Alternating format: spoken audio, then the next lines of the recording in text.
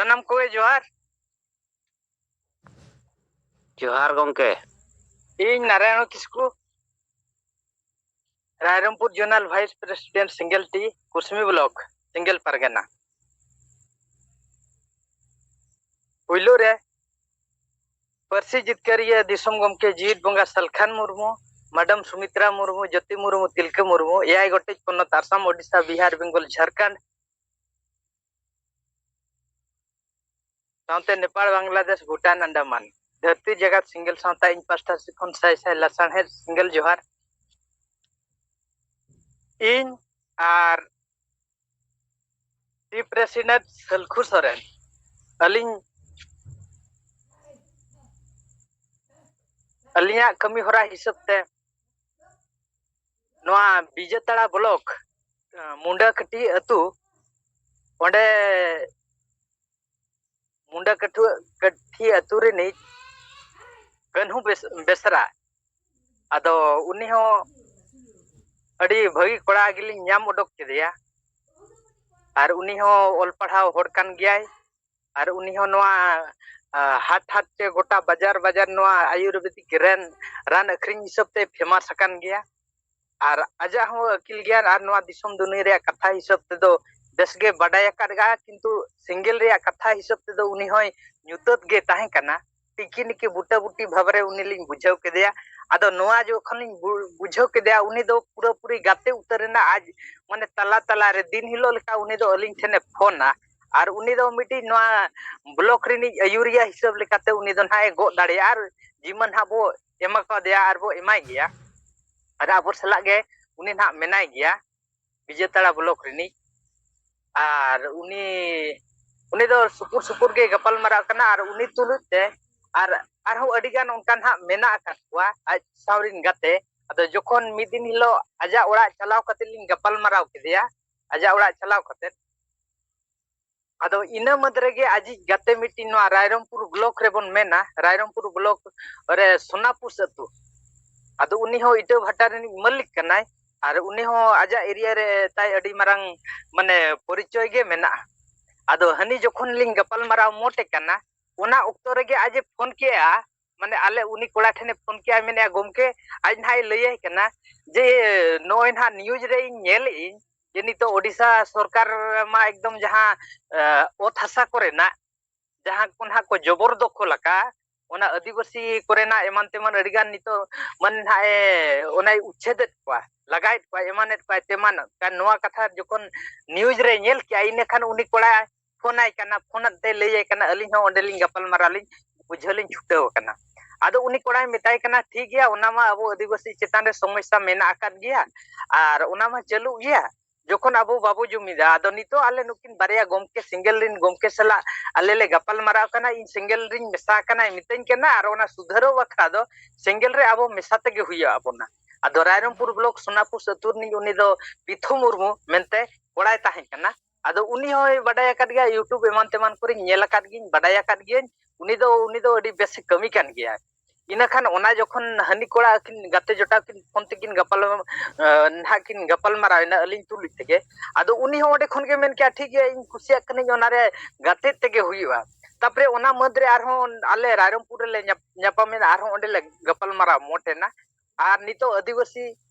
बंचाव लगिन भारत के धरती रे दो सलखान मुर्मू सिंगल अभियान छाड़ा ओकोय हो बनु कोआ आदो उनकिन केटे सही अकिना मोतामत ते अकिना खुशी ते अकिन नोआ रे अकिन गाते गोड़ोयना रायरंगपुर ब्लॉक रिनी उनी अयुरिया मेनते और बिजेताड़ा ब्लॉक रिनी उनी हो अयुरिया मेनते उनकिन दो परफेक्ट गो बाछाव नाम केत किना और ओना हिसाब ते ना उनकिन दो किन अबो हिसाब ते ना माने अलिंग हिसाब ते लिंग गो आकाट किन गया और ओना ब्लॉक रे ना बई बई ते ओना छराव गया एकाते अगिन सला अडिगान ना गाते गोड़ो कमिया को मेना आकाट कोआ और ओना साउते जहां लेका अतु दिसम दिन होड़ अबो बो बुझावेत कोआ उनकिना मनहा ठौका बो कमी कदा और ओना बाद बकी जहां गिना अबो दाना तला रे होड़ को अबो बो लइया को कना जे आदिवासी या अवस्था भाषा भाषा जाति धर्म नितो ध्वंस अवस्था रे चलुक कना आदो नोआ को बंचाव लगित खान दो सिंगल अभियान सलखान मुर्मू छाड़ा ओकोय हो बनु कोआ आदो नितो ओना जिनिस जोखन बो लइया को कना उनको को मनाव बताव खान गया ar bakhan noa khon bes hor dahar oka lay pe ado noa reya असुविधा रे कारण दो एक नंबर हुई कना अतु सो माझी को जे नायके को जे पारगाना को जहां अतु दिन मुतुल खुंटी को तिंगुआ कना नु नुकु के जिम्मेदार दोषी दो आदो ओना खातिर अतु दिसम रे समस्या दो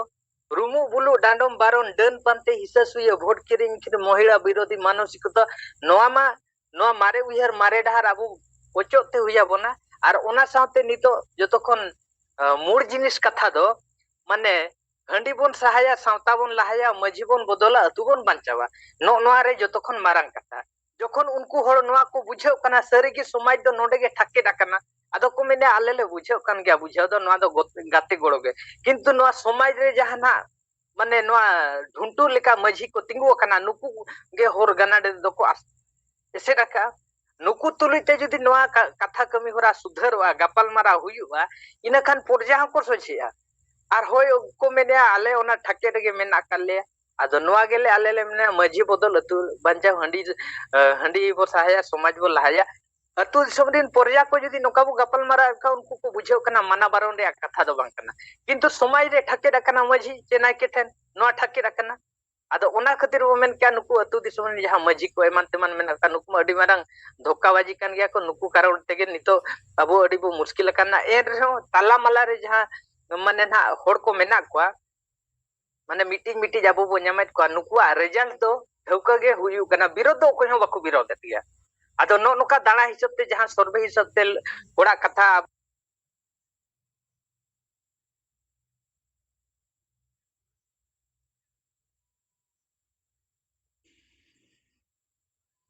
गते गोड़ो को लयु कान गया आर नितो ओना हिसाब ते आबो कमी तेगे हुया बन गना आर मांग खन को जुड़े कान गया जाहो नितो कम बेसी जहां बो कमी कान गया आदो जतो तन मन धन हिसाब ते आबो कमी रे आबो जीवा कना माने कमी तेगे हुया बना आदो इना चे अलिया रिपोर्ट हिसाब ते तेहिना निका धरा गिली मेने सनाम कोगे जोहार जोहार नारायण किस्कु गंके तकिन से खन अडी पुस्तो सही हर को गपाल मारा चेतान रेना रिपोर्ट को बो कथा को बो अंजम किया आदो गंके कथा बो नारायण किस्कु गंके रायरंगपुर यम खन ताबो जहां तिना जुम रे हिजुक कथा बोरिन अयुरिया को चेट को कारण कोते जुम रे बाको सल दाड़िया कान ताबोना उनकना को किछि इन बड़ाई ᱧᱟᱢ ᱟᱠᱟᱫ खान हो उनकना दोना जुम रे चेट कारण खातिर बाको शामिल गोडा कना ओना दोना कुली कुपुली मा बांगे निजे अपन अपिना जहां के आबो बो कमी दाड़िया कना ओना गे ना आदो उना मा बाबू कमी कान गया माने किछि बो कमी कान गया आदो एटा होर एटा कमिया को उना मा बाबू कुली का जुमे मेलसा कना चे बम मेसा कना तो निजे तेगे नोआ आबो माने बो मोने आ जे निजे के प्रत्येक खन निजे अडी कटी बो कमी कना माने ओना हिसाब ते अलिन अडी कम गे नालिन कमी कना ओना हिसाब ते एटा होर माने कमी कोन हा उना बलिन कुली दाड़िया कना आदो गपाल मारा हुयुआ आबो जोन रायरंगपुर जोन हिसाब ते गपाल मारा हुयु गया आर ओना रिया गपाल मारा ले नेनांग ओना दोना रिपोर्ट ᱧᱟᱢ कतेत बो सुधर दाड़िया गया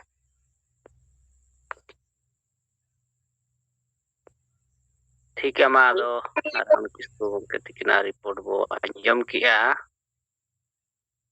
जुम रे सेलेदो माने दो आबोआ मायाम बखान आबोआ बिचार सागरी रिचार्जवा सारा घड़ी लल्लो उनकुम रगे बो ताहेना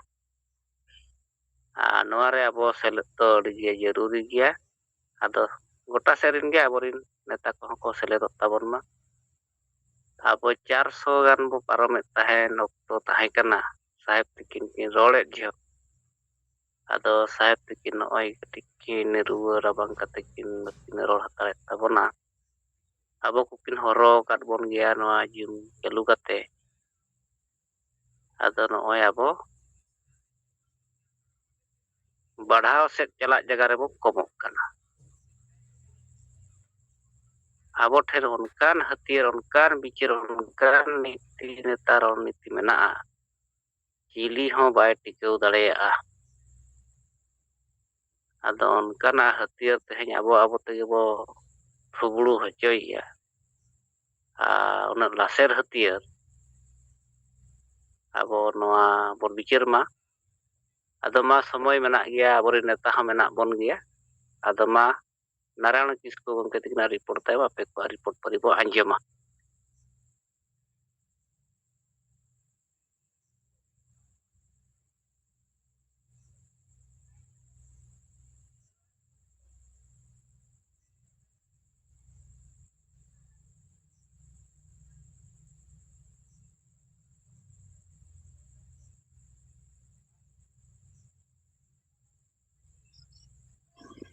ᱛᱮᱦᱮᱧ ᱥᱤᱸᱜᱟᱹᱲ ᱡᱩᱢᱨᱮ ᱡᱚᱲᱟᱣ ᱟᱠᱟᱱ ᱫᱤᱥᱚᱢ ᱜᱚᱢᱠᱮ ᱥᱟᱶᱛᱮ ᱮᱭᱟᱭ ᱨᱟᱡᱽ ᱨᱮᱱ ᱥᱟᱱᱟᱢ ᱥᱮᱸᱜᱮᱞ ᱠᱟᱹᱢᱤ ᱠᱚ ᱡᱚᱦᱟᱨ ᱤᱧ ᱞᱚᱠᱠᱷᱤᱱᱟᱨᱟᱭᱚᱱ ᱠᱤᱥᱠᱩ ᱦᱩᱜᱽᱞᱤ ᱡᱳᱱᱟᱞ ᱞᱮᱯᱴ 5 ᱡᱩᱞᱟᱭ 2024 ᱠᱷᱚᱱ ᱮᱛᱚᱦᱚᱵ ᱠᱟᱛᱮ 31 ᱡᱩᱞᱟᱭ 2024 ᱦᱟᱹᱵᱤᱡ ᱛᱮ ᱟᱵᱚ ᱡᱟᱦᱟᱸ ᱴᱟᱨᱜᱮᱴ ᱞᱮᱠᱟ ᱢᱤᱫᱴᱟᱝ ᱠᱟᱹᱢᱤ ᱦᱚᱨᱟ ᱨᱮ ᱵᱚᱫᱚᱞᱚᱜ ᱠᱟᱱᱟ ᱡᱮ ᱱᱤᱛᱟᱜ ᱚᱠᱛᱚ ᱨᱮ ᱱᱚᱣᱟ ᱟᱹᱫᱤᱵᱟᱹᱥᱤ ᱥᱚᱢᱟᱡᱽ ᱨᱮ ᱥᱚᱝᱵᱤᱫᱷᱟᱱ ᱟᱨ ᱜᱚণᱛᱚᱱᱛᱨᱚ ᱨᱮᱫᱚ ᱵᱟᱹᱱᱩᱜᱼᱟ ᱟᱨ ᱵᱷᱟᱨᱚᱛ ᱨᱮᱭᱟᱜ ᱨᱟᱥᱴᱨᱚᱯᱚᱛᱤ ᱟᱵᱚ ᱱᱚᱣᱟ ᱟᱹᱫᱤᱵᱟᱹᱥᱤ ᱥᱚᱢᱟᱡᱽ ᱨᱮᱦᱚᱸ ᱥᱚᱝᱵᱤᱫᱷᱟन ᱟᱨ ᱜᱚণᱛᱚᱱᱛᱨᱚ ᱞᱟᱹᱜᱩᱭ ᱢᱟ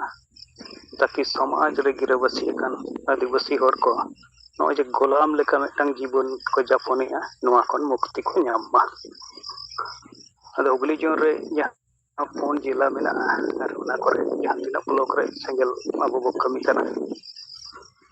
अदो गोड़ो गपो तलाते नोआ कमी पुरो रिया जहां मेना आर उना रदो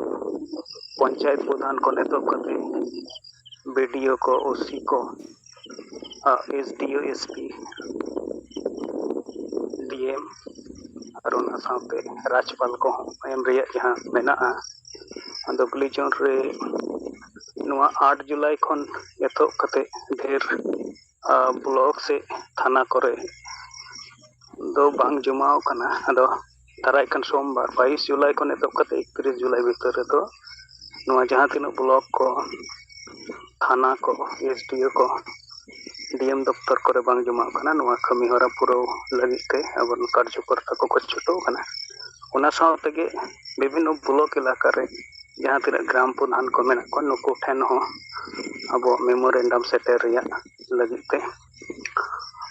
कुरुमुटु मेना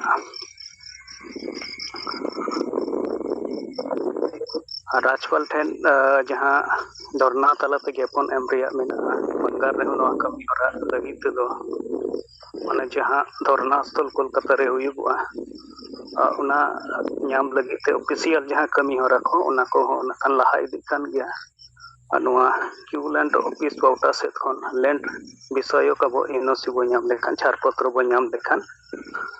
एंडे खान गे ना खान अब कोलकाता रेना कर्मसूची हम बो पुरो दरिया तबे उना क्यूलैंड ऑफिस पाउटा से खन जहां बड़ाई कना 19 अगस्त हाबी दो जहां धरना स्थल लेकाते अब रानी रासमणी रोड बो गोटाया उना रे प्रोग्राम मेना कारण ते उना पोरे गे ना खान अब उना एनओसी बो नाम दारिया रास्तान कना ना खान अब उना इनसो दो नाम गया और उना कमी हो अब ना खान बो पुरो गया और विशेष दायित्व लेकाते जहां इन होते 100 सेंगल कैप्टन बनाव रिया ताहे खाना नुको को बनाव कान गया और उनको होते हो नुको कैप्टन होते जहां सेंगल टीम 10 जना से 10 फैमिली जोड़ाव करते सेंगल एक्शन रे जहां कमी होरा को विचार हटिंग को और निया सेंगल कमी होरा करे योगदान को और नोआ कमी होरा जहां तिना गति नाम लगती मेना उन दो निदा खान उन गति ते जतो दो बाको कमी दारिया कान गया और कुरुमुटु जारी मेना गया एंडखान नुको ना खान आको सेंगल टीम को साव हफ्ता रे कम से कम पे दिन हको ᱧᱟᱯᱟᱢ ᱨᱚᱯᱚᱲ ᱫᱟᱲᱮᱭᱟᱜ खान एंडखान सेंगल एक्शन रेना जहां कमी होरा विचार जहां हटिंग कान आडी बसाया समाज बो लहाया माझी बो बदल को अतो बो पंचावा और नोए जे साप्ताहिक अतो जुमिद दुप्रुब को और नोआ सेंगल फंड करो बनाव रकाब करे हो अब जतो नुको जोराव कते बुझाᱹᱣ ᱛᱟᱞᱟ ᱛᱮᱠᱚ ᱜᱚᱲᱚ ᱞᱮᱱᱠᱷᱟन ᱫᱚ ᱛᱟᱦᱞᱮ ᱱᱚᱣᱟ ᱠᱟᱹᱢᱤ ᱦᱚᱨᱟ ᱠᱚ ᱟᱵᱚᱣᱟᱜ ᱟᱹᱰᱤ ᱠᱮᱴᱮᱡᱚᱜᱼᱟ᱾ ᱟᱨ ᱛᱮᱦᱮᱧ ᱦᱚᱸ ᱱᱟᱜ ᱠᱷᱟᱱ ᱤᱧᱟᱹᱜ ᱴᱤᱢ ᱨᱮ ᱡᱟᱦᱟᱸ ᱥᱮᱸᱜᱮᱞ ᱴᱤᱢ ᱨᱮ 10 ᱯᱚᱨᱤᱵᱟᱨ ᱢᱮᱱᱟᱜ ᱠᱚᱣᱟ, ᱥᱮᱛᱟᱜ 2 ᱯᱚᱨᱤᱵᱟᱨ ᱥᱟᱶ ᱟᱨ ᱛᱟᱨᱟᱥᱤᱧ ᱚᱱᱠᱟ 2 ᱯᱚᱨᱤᱵᱟᱨ ᱥᱟᱶ ᱧᱟᱯᱟᱢ ᱨᱚᱯᱚᱲ ᱦᱩᱭ ᱠᱟᱱᱟ᱾ ᱟᱫᱚ ᱦᱩᱜᱽᱞᱤ ᱨᱮ ᱡᱟᱦᱟᱸ ᱠᱚᱨᱢᱚ ᱥᱩᱪᱤ ᱠᱚ ᱢᱮᱱᱟᱜᱼᱟ, ᱮᱥᱯᱤ ᱚᱯᱷᱤᱥ ᱨᱮᱫᱚ ᱱᱟᱜ ᱠᱷᱟᱱ 26 ᱡᱩᱞᱟᱭ ᱦᱤᱞᱳᱜ ᱟᱨ ᱰᱤএᱢ ᱚᱯᱷᱤᱥ ᱨᱮᱫᱚ 30 ᱡᱩᱞᱟᱭ ᱦᱤᱞᱳᱜ ᱱᱚᱣᱟ ᱠᱚᱨᱢᱚ ᱥᱩᱪᱤ ᱠᱚᱨᱮ ᱩᱱᱠᱩᱣᱟᱜ ᱡᱳᱜᱽᱫᱟᱱ ᱛᱟᱦᱮᱱᱟ᱾ ᱟᱨ ᱜᱟᱯᱟ ᱡᱮᱦᱮᱛᱩ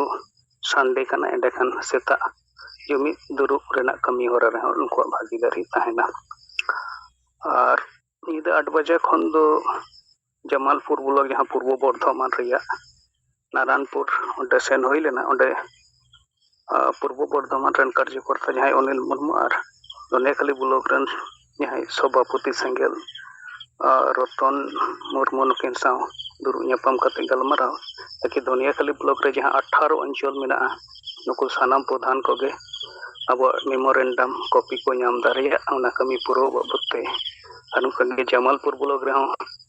16ᱴᱤ ᱚᱧᱪᱚᱞ ᱢᱮᱱᱟᱜᱼᱟ᱾ ᱟᱨ ᱱᱚᱣᱟ 16 ᱚᱧᱪᱚᱞ ᱨᱮᱱ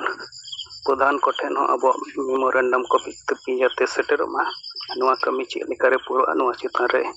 ᱜᱟᱞᱚᱪ ᱜᱚᱴᱟᱭᱮᱱᱟ᱾ ᱟᱨ ᱚᱱᱛᱮ ᱠᱷᱚᱱ ᱜᱮ ᱱᱟᱜ ᱠᱷᱟᱱ ᱨᱩᱣᱟᱹᱲ ᱦᱩᱭᱩᱜᱚᱜ ᱠᱟᱱᱟ᱾ ᱱᱚᱣᱟ ᱠᱚ ᱠᱟᱴᱚᱛᱮ ᱨᱤᱯᱳর্ট ᱨᱚᱲ ᱵᱟᱲᱟ ᱠᱟᱛᱮ ᱜᱮ ᱥᱟᱱᱟᱢ ᱠᱚ ᱫᱚᱦᱲᱟ ᱛᱮ ᱡᱚᱦᱟᱨ।